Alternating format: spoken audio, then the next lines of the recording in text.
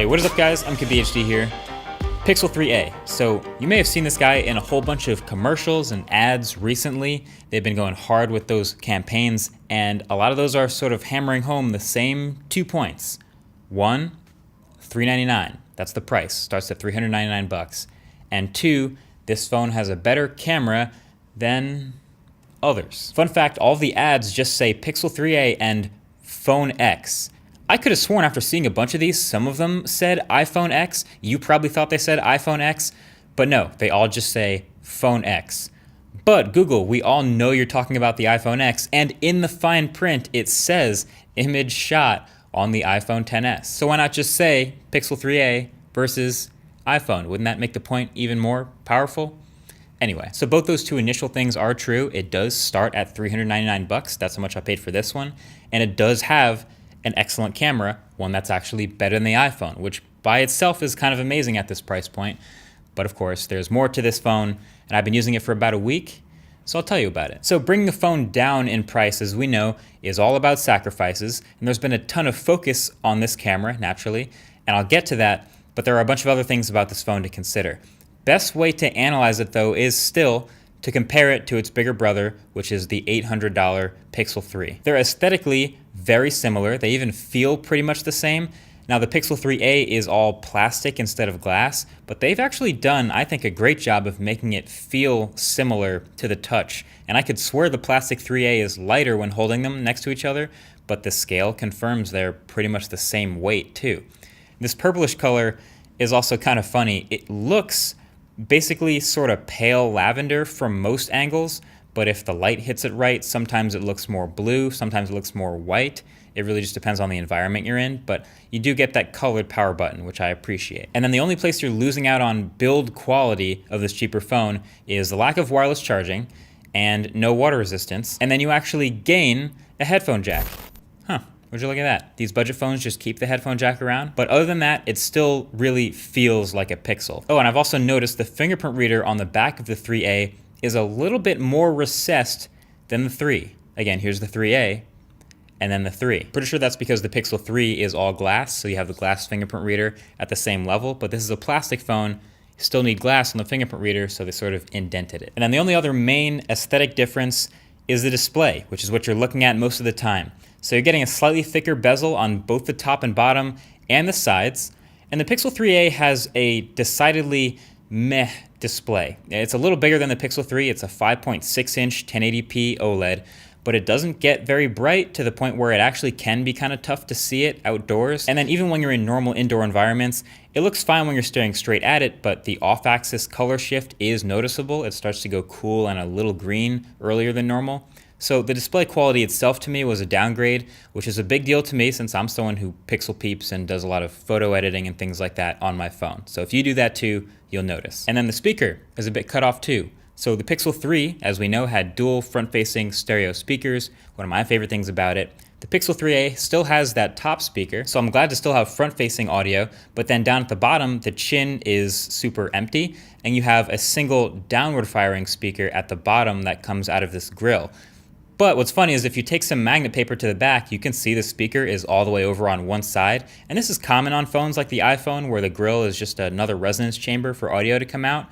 Turns out the sound doesn't actually come out both sides. It's just for show on the 3a. You can still easily block the one side that audio comes out, the bottom grill. But again, at least it's still just half of the speaker pair. You still get audio coming out the top, so you're not totally blocking it.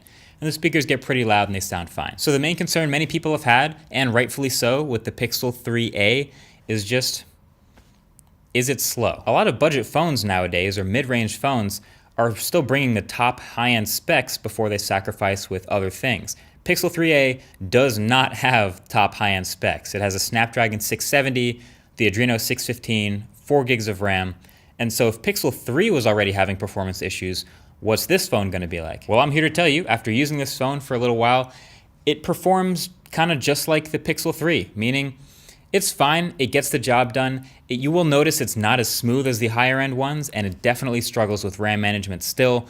There are apps closing in the background, only 4 gigs of RAM, but it just kind of works fine. I don't know if maybe I'm even more critical because I just came from the OnePlus 7 Pro, which is the smoothest, fastest phone I've ever used.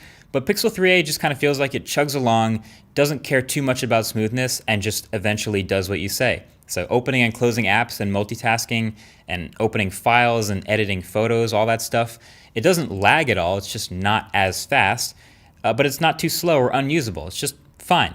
So this phone also has slower internal storage than other flagships, and I can tell in the speed of opening a lot of bigger apps and bigger files, but you know, it's not killing me. And then one part of the performance of this phone that I can say actually does much better than its older brother is the battery life, because you're only pushing a 1080p display and lower power internals, and this phone has killed it with the battery life. I've consistently got over 5 hours of screen on time with the 3a, usually more, and on heavy days, I could just barely kill it in a day. So this is refreshing because some phones in this budget class do cut down on the battery, some don't, but this one actually has physically larger batteries than the flagship brothers. So that was kind of nice to see. Battery life, good on the 3a. So that just leaves the last part, the part that Google knows they have on lock, the cameras on the Pixel. So the 3a has the exact same hardware for the single rear camera, same sensor, same glass, same OIS and everything. On the front though, you go from dual front-facing cameras, one ultra-wide and one standard, to a single selfie camera that's sort of in between. So it's a little wider than normal, but it's not quite the full ultra-wide. So it's a good compromise. But in this rear camera, this is the reason to get hyped over this phone, of course. Photos from the 3a are very detailed and have tons of dynamic range and great color. Taking pictures with it, it's so easy to forget it's a $400 phone because no other budget phone takes photos anywhere near this good, especially in the more challenging lighting scenarios. So like shooting directly into the sun or in darker lighting, things like that. It's no question night sight is still on another level. Now something else to note, the Pixel 3a does not have the dedicated image processing chip or pixel visual core that the flagship has. So what does that mean?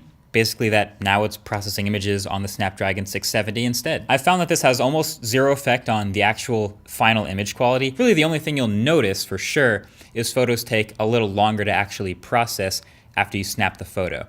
That's about it. So overall, if Pixel 3's image is an A+, then this is an A, and that's still miles ahead of any other camera of any phone in this price range. So should you buy a Pixel 3a? Of course, this is going to be a really good phone at the price for a lot of people, but it's not just as simple as saying, oh, it's just like the Pixel, but cheaper. It's just a little more nuanced than that. There are a lot of other competitive phones out around at this price now more than ever before. You have that Zenfone 6 that just came out at $500, but that's pretty nice. You have the OnePlus 6T and the OnePlus 7 out there, the Galaxy S9 coming down in price from last year, so there's a lot happening. The Pixel 3a chops down in a couple places where some other mid-range phones wouldn't have, so it doesn't have the super high-end specs, and it's just never gonna feel blazing fast. And then of course, no wireless charging and no water resistance, we know that. But it does bring down a lot of those things from higher end phones, like its big brother, that we love so much, like that same fingerprint reader on the back. The same squeeze for assistant is still there. The same really good haptic motor, which is underrated for stuff like typing and notifications. The same super smart software experience that will be updated first in line. And an even better battery life. And then of course, the best camera quality of any phone. So there are other things that are more important to some people than just the camera, in which case there's a whole world of other phones in this world that you can look into, like I mentioned. But if you're in it for the best possible photo quality, and the absolute best software experience for $400, you're looking at it right here. Pixel 3a, simple as that. So there you have it. Thanks for watching. Catch you guys in the next one. Peace.